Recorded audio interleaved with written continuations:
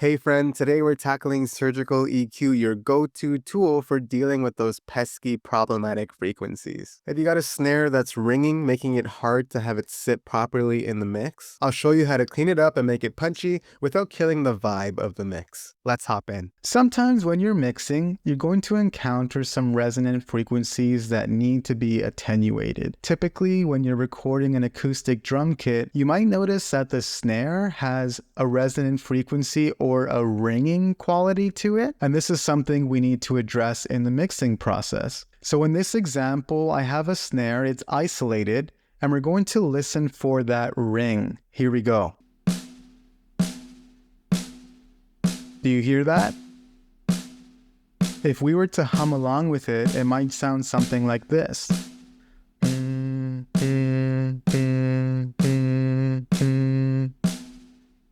So to my ear, it sounds like the ringing might be anywhere between the 200 to 500 hertz range. So what we'll do is we'll use our EQ and we'll boost the frequencies within that range to try to zero in and pinpoint where exactly that ringing is. Hey, if we haven't met yet, my name is Ivan. This channel is about helping you create radio-ready mixes from home. And I've got a free gift to make your mixing process easier. Head on over to mymixingchecklist.com to grab your free 9-step mixing checklist. It's designed to guide you through mixing a song step by step from beginning to end. It's absolutely free. It's my gift to you for hanging out with me today. So I'm going to use an EQ band, and we're going to use a bit of a wider Q to help us find that ringing a little bit faster to start with. So here we go. We'll start at about 500, wider Q.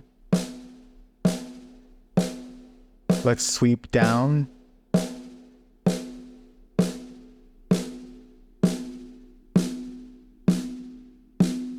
So I hear it there.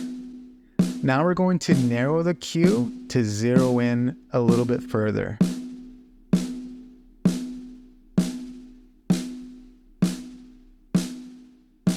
And if you notice, the ringing kind of disappeared. So now we're going to readjust. Here we go.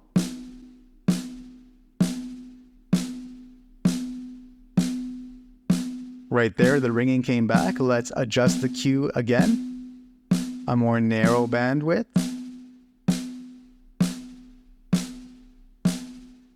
Again, the ringing kind of went away, so let's adjust further.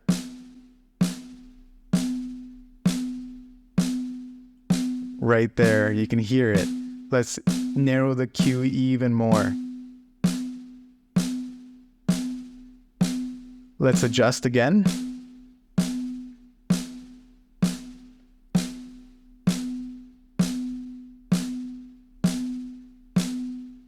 Right there at 250 hertz. Now let's attenuate that frequency. Let's do the surgical EQ. Here we go.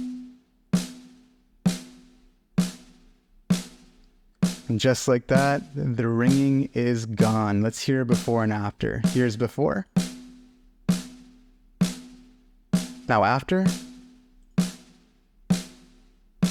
Much cleaner. Something to keep in mind though is if you're recording an acoustic drum kit in, let's say, a rock song, you may not want to completely eliminate the ringing. You might want to attenuate it but keep a little bit of it in the mix. It allows for a little more natural sound. Now this is totally up to you as the mix engineer, but that's just something to keep in mind. For me, when I'm mixing a more pop song, I kind of want to just eliminate the ring altogether so it sounds nice and cleaned up. Alright, so there you have it, surgical EQ done right. It's all about hunting down those problematic frequencies and attenuating them so your mix can breathe. Now it's your turn. Grab a snare track, fire up your EQ, and start dialing it in. And hey, before you go, don't forget to grab your 9-step mixing checklist at mymixingchecklist.com. It's a total game changer, especially if you're newer to mixing, and it's completely free. Thanks for hanging out with me, and I'll see you on the next one, and remember, you've got this.